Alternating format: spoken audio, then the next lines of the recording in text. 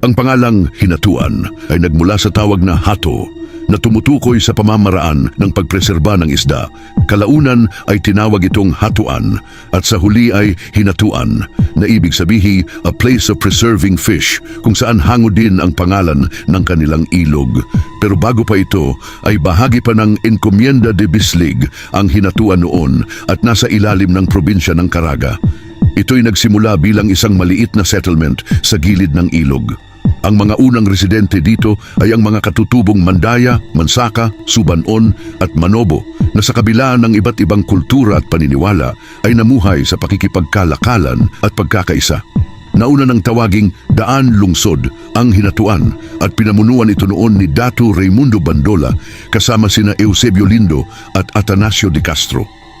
Para sa seguridad laban sa mga piratang dagat, ipinag-utos ng Gobernador General sa Maynila na isama ito upang direktang pamunuan ng politico-militar captain ng Eastern Mindanao na si Don Inocencio Bernabe noong 1856. At mula dito, ang Daan Lungsod ay tinawag ng Hinatuan. 1874 lang, nagsimula ang paglaganap ng Kristyanismo sa lugar na dinala ng mga paring misyonero.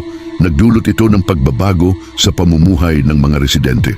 At sa kasalukuyan, ang Hinatuan ay hindi lamang kilala sa natural na ganda nito, kundi pati na rin sa mayamang kasaysayan at kultura. Katuwang ang 24 barangays nito